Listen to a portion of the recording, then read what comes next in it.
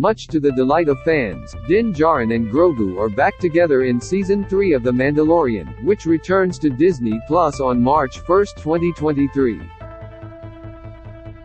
Earlier in the year, while celebrating the series' success at Star Wars Celebration in Anaheim, California, Pedro Pascal, Carl Weathers, Giancarlo Esposito and more cast members spoke with ET about what's to come from the anticipated new episodes as the Star Wars spin-off continues to follow the titular bounty hunter and his young companion. 3 is even better than the previous one, Pascal said of the upcoming installment of the series, teasing, "It's safe to say that you're going to love it." Echoing that sentiment, Weathers said Season 3 is fuller, and has a lot more heft. "It's so dense with so much action but also character," he added. For Katie Sackhoff, who reprises her role as Bo-Katan Kryze, the word to describe the vibe of the season is dark.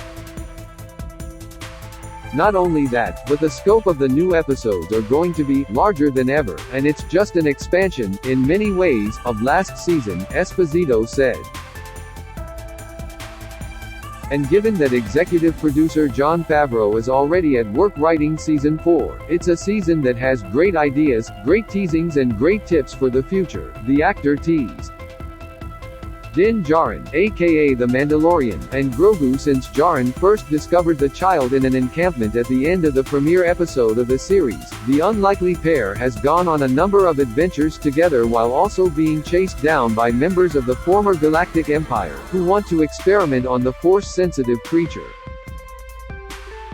Not only that, but many associates of the Mandalorian have insisted that Grogu is better left with the Jedi, who will train and protect him.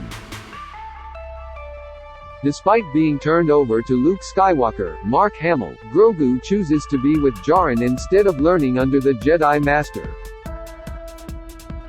Meanwhile, the Mandalorian finds himself facing an identity crisis after taking off his helmet in front of other people and disobeying the way of his more devout people.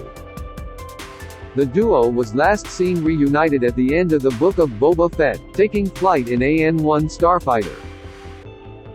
Reflecting on how Djarin and Grogu's relationship will evolve in Season 3, Pascal said, "What I love is the idea of who's protecting who because Grogu is discovering more and more of his powers. And it's very important for Mando to nurture it and to also make sure it's harnessed in the right way." Grief Karga. After first being commissioning Djarin in Season 1, the guild leader eventually becomes one of the Mandalorian's allies and helps protect Grogu from being taken by Moff Gideon, Esposito. In Season 2, Karga is seen again as Magistrate of Navarro, where he once again comes to the aid of the Mandalorian and Grogu as they continue to be chased down by Gideon. When it comes to Season 3 and reprising his role as Cargo onscreen, Weathers said the new episodes had a lot more opportunity for depth. Each of these characters has so much story within their own personal story. And as a director, once again helming another episode of the series, Weathers had fun, digging even deeper into the story and characters. As an audience, you get to see just little glimmers of things that we didn't realize about them, he said, of getting to slow things down and play with some of that stuff. Moff Gideon. After attempting to hunt down Grogu in Seasons 1 and 2, the Darksaber-wielding Imperial adversary nearly succeeds in capturing the child once and for all when he briefly manages to get him away from Mandalorian. However, it's not long before Djarin, who is backed by Kryze and her team of fighters, catches up to Gideon and takes back the child. Djarin eventually confronts Gideon aboard an Imperial shuttle, where he also gains possession of the Darksaber. After Skywalker emerges, Gideon then attempts to kill himself. However, before he can go through with it, he is stopped and later taken into custody by the New Republic to be tried for his crimes. Yes, it's assumed he is behind bars. I think we could have an opportunity to see him escape those chains that bind him, Esposito said of Gideon's current whereabouts, teasing that he's not just sitting idly by. We want to see a guy who is a mastermind who has an idea for the future that no one else has. And so, we want to know what that is and we want to know if that's good or bad. The actor added, I keep holding onto this idea that he really wants to save this galaxy. Of course, everyone does. But everyone assumes he just wants to control it.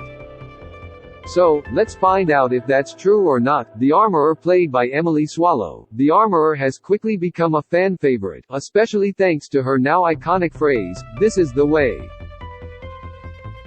Over the course of the first 2 seasons, audiences have seen her character grow from a spiritual leader of devout Mandalorian warriors who has urged Djarin to reunite Grogu with his own kind to someone who has helped him find his own along the way. We have seen her guide Mando, but also he has surprised her and she's rolled with that and she's been open to seeing where he leads her, Swallow said of the character, who was initially cautious of Grogu being half Jedi, half Mandalorian. And as the series has progressed, Mando has brought these surprises her way that she's open to. And so, I think we'll continue to see as he makes discoveries on this journey that she's open to seeing what she learns from that, said the actress, who describes Season 3 as tumultuous in tone. Bo-Katan cries after making her live-action debut as Kryze on The Mandalorian. It was confirmed that Sakhoff will reprise the role that she has long voiced on the animated series The Clone Wars, in Season 3 of the hit series. I'm just excited to see what she's up to, she teased.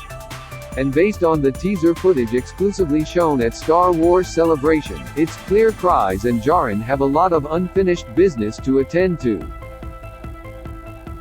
Not only that, but Kryze is on her own journey, as the world around Mandalorian continues to expand in the new episodes. She's not done, Sakhoff said, noting that because Kryze didn't accept the Darksaber at the end of Season 2, makes her question, what's different? Why not now? And that's important. She's still on that journey, from the first time that we met her when she was very young and impressionable, the actress continues. And she's been continuing to evolve and grow and figure out who she is. Boba Fett in Season 2 of The Mandalorian, fans were rewarded with the long-awaited return of Boba Fett, with Temuera Morrison returning to the role after previously playing his father, Jango Fett, in the prequel films. Fett then goes on his own, parallel journey after teaming up with the mercenary Fennec Shand, Ming-Na Wen, in the spin-off The Book of Boba Fett. While the future of that series remains uncertain, Fett is now in control of Jabba's criminal empire on Tatooine and hopes to establish a new order on the planet ravaged by the spice trade. Given that the character's story is seemingly unfinished, Morrison said, "We've got to bring him back somewhere. We've got to see the old Boba Fett. We reintroduced him. We found out some stuff. But I think it's time to get him back to his badass ways. No two ways around that," the actor said, hopeful that Fett could return in some fashion. "So, I think we sort of have that scope to go back there, but that's out of my control. I'll just see what happens." The Mandalorian Season 3 premieres March 1, 2023 on Disney+. The Mandalorian, Bo-Katan actress Katie Sackhoff on surreal live-action debut exclusive. This video is unavailable because we were unable to load a message from our sponsors. If you are using ad blocking software, please disable it.